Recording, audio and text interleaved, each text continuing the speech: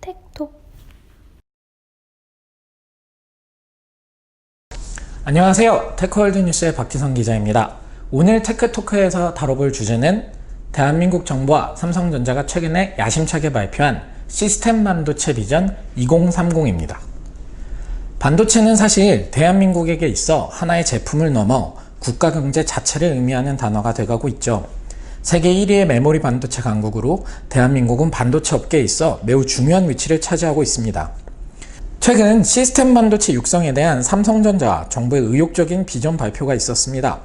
무려 133조 원을 투자해서 2030년에는 메모리 반도체만이 아니라 종합 반도체 강국이 되겠다는 의욕적인 발표였죠. 그러나 이런 야심찬 발표에도 불구하고 그 계획을 자세히 보다 보면 과연 이 계획이 정말 실현될 수 있을까 하는 걱정이 앞섭니다.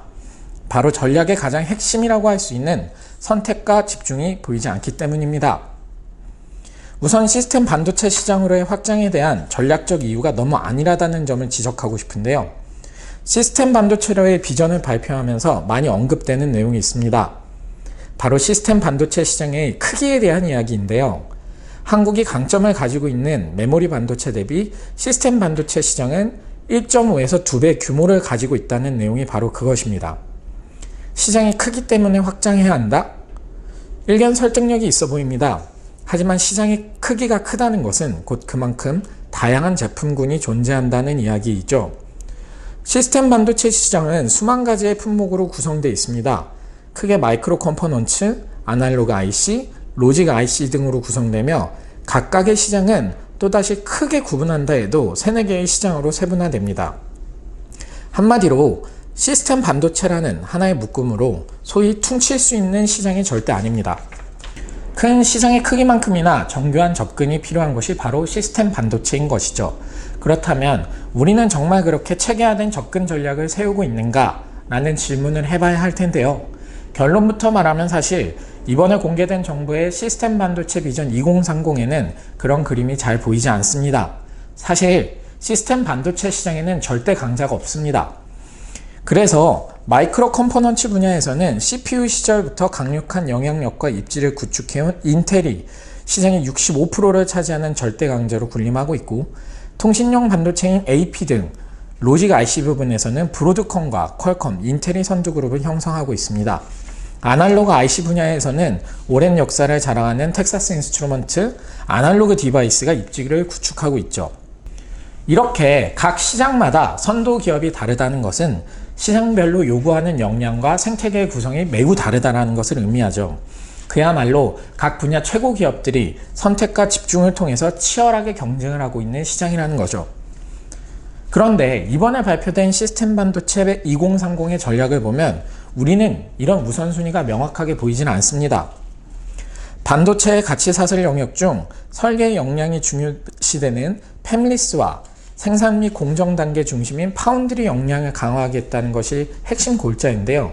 사실 이 두 영역을 더하면 사실상 반도체 전 영역이죠.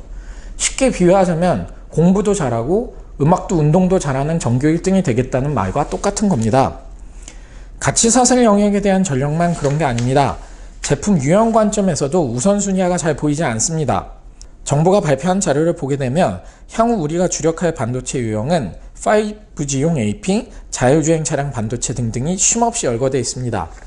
테크월드가 분석한 바에 따르면 시스템 반도체 비전 2030에서 밝히고 있는 타깃 시장은 비메모리 반도체 시장 중 약 85%에 달합니다. 이쯤 되면 타깃이라고 부르기 민망할 정도죠.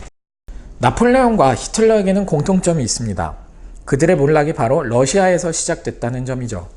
광활한 러시아라는 전선에서 전략적 우선순위를 잃은 이 둘은 참담한 결과를 맞이하고 돌아서야만 했습니다. 이 사례가 우리에게 주는 시사점은 무엇일까요? 네, 그렇습니다. 광대한 시장일수록 오히려 더 세분화된 접근과 우선순위에 기반한 전략이 필요하다는 것이죠. 이런 관점에서 보면 서유럽, 즉 메모리 반도체 시장에서 우수한 성과를 바탕으로 러시아, 즉 시스템 반도체라는 광활한 시장을 우리가 조금 쉽게 보고 있는 것은 아닌가 돌이켜봐야 할 것 같습니다. 조금 극단적인 예를 들어서 저도 마음이 불편하네요. 모쪼록 이런 제 걱정이 기우였기를 바라며 유관 관계자들의 보다 체계적인 전략이 나오고 이를 바탕으로 실질적인 성과로 이어지기를 기대해봅니다. 네, 이번 테크토크는 여기까지였고요. 다음 이 시간에는 VR과 AR 산업에 대해서 알아보도록 하겠습니다. 감사합니다.